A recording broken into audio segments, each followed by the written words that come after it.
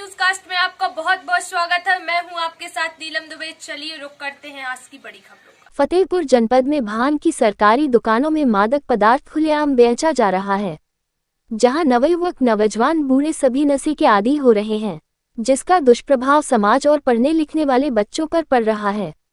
लेकिन बड़ी विडंबना है कि इस पर रोक कौन लगाएगा। आप लोगों को बताते चले, हद तो तब हो गई जब खागा कोतवाली के समीप प्राचीन दुर्गा मंदिर से पहले ही भांग की दुकान है, जहां खुलेआम गांजा बेचा जा रहा है। और इस दुकान से कोतवाली की दूरी चंद कदम है, लेकिन फल फूल रहा है कारोबार। और इसी जगह से नीमटोला गली अधिकांश के छात्र छात्राओं का विद्यालय आना जाना होता है। लेकिन प्रशासन का कोई किसी तरह का डर नहीं, जबकि पूरी तरह से अवैध रूप से चलता है। मीडिया के कुछ लोगों ने इस मामले को खागा उपजिलाधिकारी अभिनीत कुमार को बताया गया तो उन्होंने कहा, हमारे संज्ञान में है नहीं, और अगर ऐसा है तो गलत है, इसकी जांच कर कार्रवाई की जाएगी। और ठेकेदार पड़ोसी जनपद कौशाम्बी के हैं संदीप पाल, प्रदीप पाल, विजय पाल। ये लोग ठेके में बैठकर खुद बेचने लगते हैं। और ये 3 भाई हैं जो एक दुकानों की निगरानी करते हैं और 2 भाई माल को पुड़िया बनाकर पहुंचाने का काम करते हैं। और पुड़िया 50 रुपये से लेकर 800 रुपये तक की पुड़िया रखकर बेचते हैं। और यह गांजा उड़ीसा, बुलवानी, बोध से संचालित होता है। और फिर संदीप पाल खागा नीमटोला, नौक्स्ता रोड बाईपास और धाता की दुकान पर गांजा की पुड़िया पहुंचाते हैं।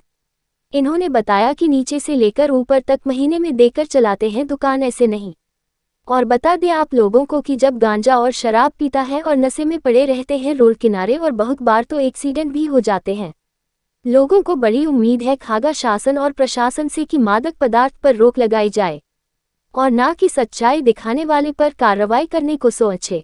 आए सुने क्या कहा खागा उपजिलाधिकारी अभिनीत कुमार जी ने। आप देख रहे हैं MP news cast. Uttar Pradesh प्रभारी संजय पटेल की कवरेज फतेहपुर से।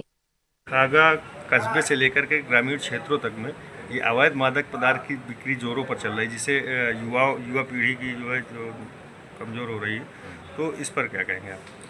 इसमें मैं ये कहना चाहूँगा कि अभी ऐसी किसी भी मादक पदार्थ की बिक्री के संबंध में कोई भी प्रार्थना पत्र या कोई भी लिखित शिकायत जांच के संबंध में नहीं प्राप्त हुई है। हमारी जिला स्तरीय कमेटी भी होती है एनकार्ड की, उसकी भी मासिक रेगुलर बैठक होती है, जिसमें अगर किसी को शिकायत है तो वहाँ पे शिकायत देते हैं, तो जो सक्षम अधिकारी होते हैं उनके द्वारा जाँच की जाती है। और समय समय पर हमारे जो पुलिस के हैं और जो ड्रग इंस्पेक्टर हैं या जो एक्साइज के लोग हैं, तो उनके द्वारा भी कार्रवाइयाँ की जाएंगी। इसमें जैसे युवा पीढ़ी नशे का लती हो जाते हैं और अपराध को भी बढ़ावा देते हैं, तो क्या इसके लिए प्रार्थना पत्र आवश्यक है? नहीं, आवश्यक नहीं है, लेकिन अगर जब तक कोई सूचना नहीं मिलेगी तो बिना सूचना की कार्रवाई संभव है। अगर आपके द्वारा कोई भी सूचना उपलब्ध कराई जाएगी तो उसमें श्योर रूप से कार्रवाई करवाई जाएगी। भांग के ठेकेदार का नाम? भांग का ठेकेदार प्रदीप पाल। प्रदीप पाल। ये संदीप पाल कौन है? भैया हैं उनके। हैं? उनके भैया। ये कै भाई हैं? 3 भाई। कहाँ कहाँ दुकान है? यहाँ है धाता में। हैं? धाता में है। यहाँ कितनी दुकान है? नौक्स्ता बाईपास है। कितनी? 2 दुकानें। अच्छा, कितने कै रुपए की पुड़िया रहती है? 50-100। 50-100। अच्छा, दिन में कितनी पुड़िया बिकती हैं?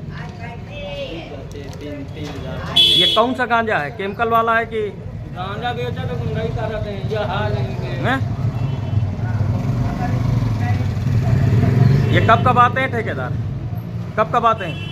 आते हैं हफ्ते खाने। नंबर क्या है उनका? नाम क्या है ठेकेदार का? प्रदीप पाल। कितनी पुड़िया डेली बेच डालते हो? बिक जाती 30, 20, 25। तुम्हारा क्या नाम है? मेरा दीपू। तुमको कितना वेतन देते हैं? इनका नाम लिखा है कि नहीं लिखा है बुक लिस्ट में? नहीं लिखा। नाम किसका लिखा है?